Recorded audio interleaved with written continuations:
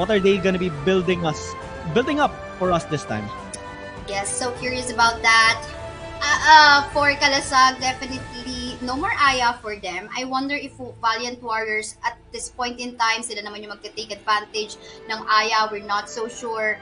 But ang dami pang available. Yun nga lang, what I worry about Valiant Warriors is wala na silang Tulin, wala na silang Hayate, wala na rin silang Roxy. So, kumbaga, in terms of yung mga pwede pa nilang pang power pick later on, wala na siguro. Ang matitira na lang sa kanila, Crixie, kung hindi maban si Lorion, sure, why not? Lorion as well.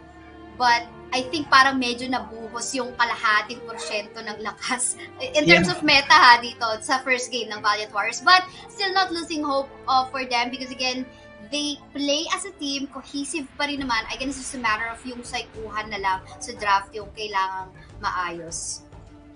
I wanted to say a while ago that that Elsu might have been a questionable ban, but I do understand that yes, they banned it out because they also have taken the Tulin already. And maganda kasi talaga yung synergy ng Elsu and Tulin. Like Elsu in the mid and Tulin jungle. So ang laki ng damage and poke potential ng combo na yun. At ayaw ngayon nila ibigay yun sa Kalasag All-Star. What they can build though is an engaged composition. One of the combos I have been looking forward to seeing in SIBOL right now is the Superman and Raz combination, but so far that's kind of not gonna be the case. For the meantime, we're being shown a Dio-chan, which is gonna be a debut at SIBOL. This is gonna be the first time I'll be seeing it. Yeah, Diao-chan. I mean, before yung mga lumang tournaments or yung mga OG tournaments for the past 3 years, 2 years, nagsashine siya. But I'm not too sure right now. Kasi medyo yung labanan is, you being slippery, being very mobile in the map. But I'm not sure kung paano dadali ng Valiant Warriors. So hopefully they can, pull off a draft na talagang magsisircle around or ma-allow itong si Diao-chan na magamit yung kanyang mga skills. But then again, okay din naman dito yung pinantapak so far kung pag-uusapan lang natin yung mid lane fight. Between the Ignis as well as the Diao-chan, I think makakasabay. Kaya magsabayan ng pareho. But what I worry, we see Hyena in here. We're talking about being slippery and engaged, disengaged too. Meron so far ang Kalasag for their first 2 picks. Oh, Hyena, it's an okay hero to be picked. Yes, it has a decent amount of frontline power, but not really what I'm looking forward to seeing. I think what both teams are doing right now is expending not really so much meta heroes. They want to save the best for last so that they wouldn't lose their overall firepower throughout the series. We're seeing a Violet pick as of the moment, which dictates that or states that Valiant Warriors are going to be looking to scale up towards the late game, and well, this particular hero can deal a lot of damage towards the late game. Yeah, for sure. But as you can see in here, medyo tanky yung front line itong Kalasag, right? But there's not much consistent damage like DPS of some sort. But of course, again, open pa si Hayate dito. So we'll just have to find out. But so far, looking good naman dito in terms of, glass cannon setup for Valiant Warriors. But again, very similar to how they have drafted kanina sa ating Game 1. Mukhang kailangan nila talagang balansehin dito in such a way may kaya dapat mag-frontline for the last 2 weeks. Well, the damage is actually a little bit building on the side of Kalasag All-Stars, not only in terms of burst but also consistent damage, since they have already 2 frontline, Yena and Baldom. Pwede nilang tangkihin nga yung mga ilang damage na pwede ibigay dito ng Valiant Warriors. And also yung consistency na parang binabraso lang nila. We saw a game yesterday wherein a Superman managed to actually just bully out the enemy marksman, and ang hirap nun. I do recall it was a Telanas na marksman.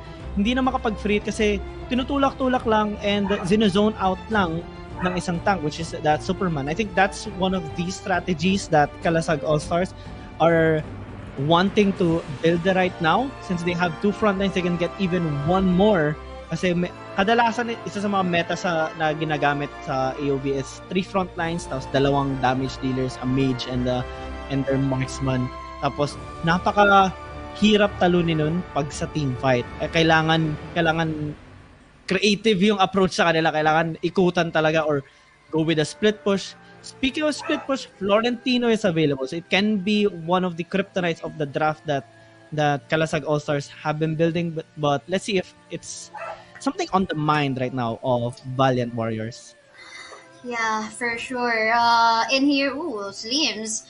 Alam mo ang daming available heroes naman din kasi ngayon sa Arena of Valor, to be fair. So, ang daming variants, ang daming different skill set. So, Slims, not bad. This is gonna be the source of DPS para sa side ng Kalasag. And I think it's good kasi they have the control. Kung mapapansin mo dito, tatlo sa kanila ay makakakuha talaga or makaka-pull off talaga ng CC. So, we've got the spear coming from this limbs, and of course the mini stuns coming from the Ignis as well, and so as Baldum sa mga setups niya. So pwedeng engage or disengage, even the toss as well will be really good. But of course, ito na yung hinahanap natin, pwedeng mag-frontline for the side of Valiant Warriors. They have picked in here a Richter, but I'm not so sure in terms of their engage, medyo kulang. But we'll see, because kung kaya naman nilang psycho ang Kalasag, sure, why not? But the Darcy, not rot though. Malikot. Yeah, sobrang alaga nito. Actually, this is one of the underrated but actually hidden OP heroes na nakita ko during the times I was watching AIC. Kasi ang lakas mag-split push ito. Kadalasan ginagamit lang siya para may pang split push. Pero there was a game wherein I saw a Nakrot that goes into teamfight at sobrang sakit ng damage siya. And I'm excited if pwede natin makita yan sa game natin with Kalasag All-Star against Valiant Warriors. Looking at the draft of Valiant Warriors, they're looking to just scale up a little bit. They have a good side lane control and good follow-up as well. Kasi yung Richter ang bilis maglakad dyan sa mapa. So, pwede siya makaresponde ng mas mabilis kumpara sa ibang heroes na ginagamit as a tank. But I think Valiant Warriors are going to be focusing on mid to late game rather than early game. What I worry lang in here para sa Valiant Warriors kasi sobrang slippery. I mean, Vienna, slippery, Nakrot, slippery. Ang hirap hulihin yan. Mag-fail man sila sa mga team fights. Then again, may weight. Pinanggit mo na, Kiyang na kayang mag-split push definitely nito isang Nakrot. He deals an insane amount of damage on structures, and also kaya na mag-solo ng objectives. Kaya parang may sariling buhay yan. Kumbaga, kaya niya magkaroon ng sariling buhay lang sa game kasi di napapansin ng mga kasama niya. But when he does actually involve himself in the team fight, he can dish out a lot of damage. So that's something that Valiant Warriors should be really cautious to. Kasi yung draft ng Kalasag All-Stars, yes, they have Ignis with loss of damage, Slims, meron din yan towards sa late game. Pero ang dami nilang setups. Yung Flying Spear pa lang ng Slims, nakikita natin in some of the games that we watched yesterday, na kayang mag-setup nun for a proper pick-off or even a team fight win. Ganun ka-hassle yun. Yes, so I think kailangan lang nilang i-avoid to. At the same time kasi medyo glass cannon yung sa nakikita kong composition ng Valiant Warriors dito. So definitely yan yung hahanapin din ng yan din yung hahanapin ng Nakroth or maybe even itong si Ina. Haharapan mo lang, glass cannon naman sila, especially on the early game, wala pa masyadong damage. So, I have this feeling na ito yung aabusuin talaga ng Kalasag All-Star. So, again, well, of course, medyo obvious na naglilin dito yung side ko para sa Kalasag because of their draft. And yeah, I guess we'll just have to find out kung paano ipapull off to ng Valiant Warriors up against Kalasag All-Star. Yeah, and to start things off, looks like there's a... Oh no! Flicker. Medyo na-blind spot siya doon. Okay. Safe pa rin naman! But the arrow, okay, the spear did not connect, fortunately enough. Pero sobrang delikado nun na. Yun yung mga moment na pwedeng sabihin ng mga players na, hey guys, wala kayong nakita. Wala kayong nakita. Tapos sasabihin ng Kalasag, yeah, wala tayong nakita lahat. Wala tayong nakita. Truce. Oh yeah, pero medyo parang sampal din yun 3v1 yun, hindi pa nila napatay. Pero kudos kay Porky Pops for surviving the 3-man gang in the mid. And then again, ito ulit yung sinasabi natin, switch lane. I don't know bakit hindi sinasagot ng mga teams pag nakuha na nila na ganito yung laruan ng isang team na to. Tara, mag-catch up din tayo sa switch lane because of course, we want to make our marksman na makahabol or makakuha agad ng leading position. Yeah, then actually kapag yung marksman nakakuha agad ng gold through kills, ang laking tulong nun eh. Kasi it's actually really hard to scale up as a marksman in ArenaofValor. And if you get kills, most likely get the upper hand in the next team fight. Kasi mas una kang makakuha ng items mo, which translates to more firepower. And if tinignan natin yung difference ng dalawang marksman natin for Hertz Legacy and Ultimecia, Hertz Legacy wants to have that capability to snipe out people early on. And ito na yun! Sniping out the Richter. Dragon and Yeah, Slayer unfortunately we did not see that in the camera, but the fight is happening there in the Slayer side. I'm just not too sure bakit nandun si Oten, no? Mag-isa kino-contest yung Slayer side. So I think nagkakaroon lang ng miscommunication right now on how Valiant Warriors would want to approach this fight. But then again, fight happening right now. We can see another casualty in here na papalapit para sa side of Valiant Warriors. A-Storm, mapapatay nga ba? Yes, Real Legacy will get the kill and another casualty in here. Oten will fall down as well. Double kill pa nga para sa Yamul Legacy. And this is what we have been talking about during the drafting phase. Kalasag All-Star with the knockout, and this type of knockout is a team fight based knockout. He doesn't just go around the map, farm and split push. No, he involves himself during the team fight, and napakasakit naman talaga ng damage na dinidil na dito. And Valiant Warriors, they don't have that much firepower to fight them back in these team fights. Na banggit natin kanina na they want to scale up, medyo mid to late game pa sila magpa-pop off. This early game, kailangan na talaga mag-play safe, or else dadami yung kills dito ng Kalasag All-Star. Natin onto the hands of Earth Legacy. Deadly motion though. Delikado ang lagay na death rush dito. Gonna be using that flicker, and I guess Kalasag All-Star will completely secure that Abyssal Dragon. Yeah.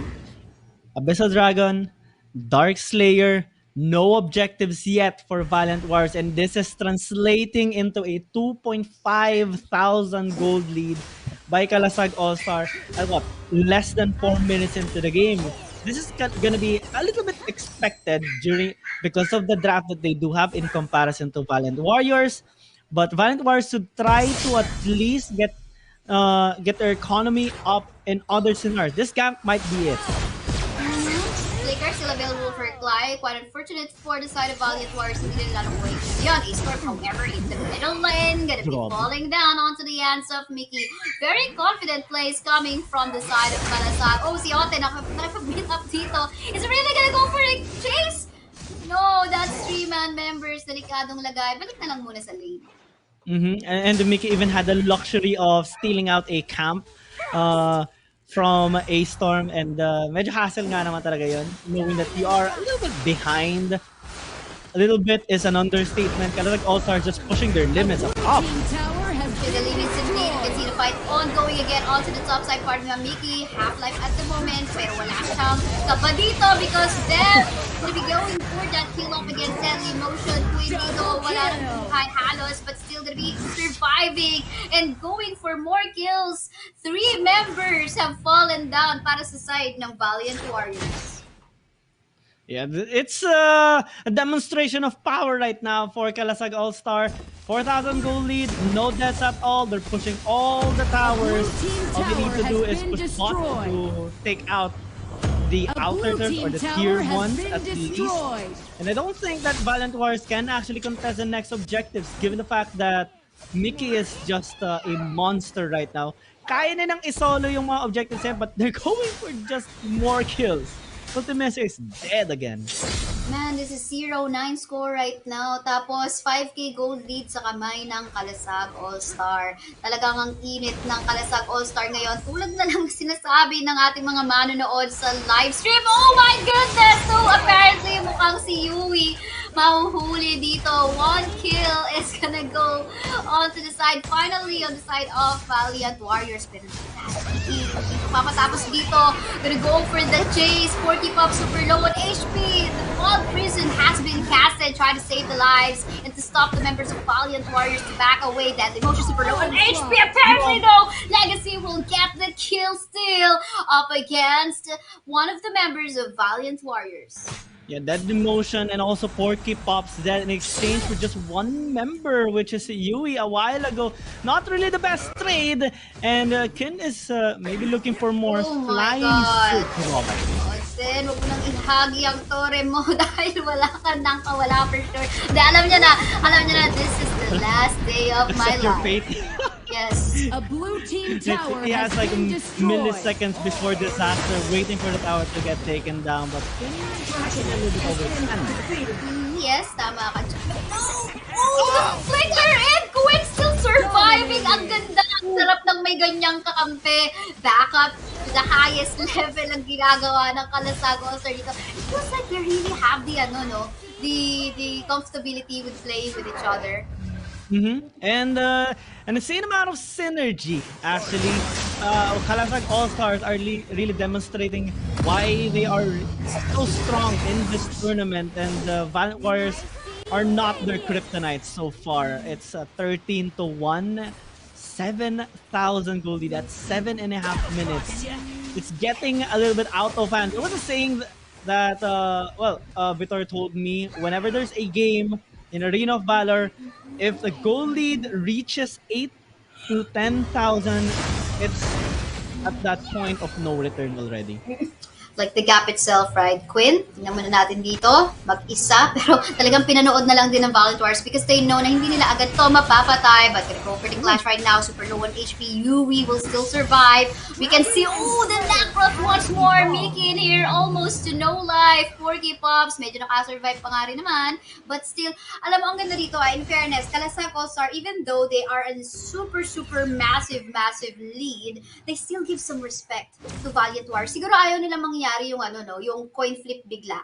Yep, which has been the pattern yesterday in one of these series that we have watched in last series. Grabe talaga yun. Insane. And Kalasag All-Star, looks like they're adapting quite quickly towards what's happening all throughout the tournament, and pinapakita nila na isa sila sa mga malalakas talaga. 7,000 gold lead still is remaining. Valiant Warriors are starting to retaliate against them, which is a good sign. But they need to get results. Isa pa lang ang nakikill nila dito. No towers push. But when they do, I think things are gonna snowball from there. But so far, Kalasag All-Star just getting everything. All objectives, lahat ng dragons, lahat ng slayers. Nakukuha nila eh. Yeah, grabe. I mean, Kalasag All-Star, hindi din nila hinahayaan na magkaroon sila ng mistake. And that's the good thing about them. Look at that. Ang ganda rito ng pagkaka-create ng zone nitong si Queen. In such a way, Kalasag All-Star will finally be able to get a comfortable way to secure an objective. Then again, however, Deadly Motion will fall down. So, as BG Ultimisha at kaya mga Kalasag All-Star, seems like they want to put the game onto an end habang nasa kamay nila ang Dark Slayer. What can Valiant Warriors do? The spear will not connect, and that's so fun because buhay na buhay pa ang Slayer sa kanilang kamay. Well, they can't do anything much. Only 2 people are alive, and there's all lanes being pushed right now. They're gonna be losing their inhibitor tower, and top might be in the mid, and they're going for the end. Tinalon na yung base dito ng Valiant Warriors, and now Kalasag All-Star is now on a match point. Just one more win later on at sila na ang mag-move forward sa ating Grand Finals match later on.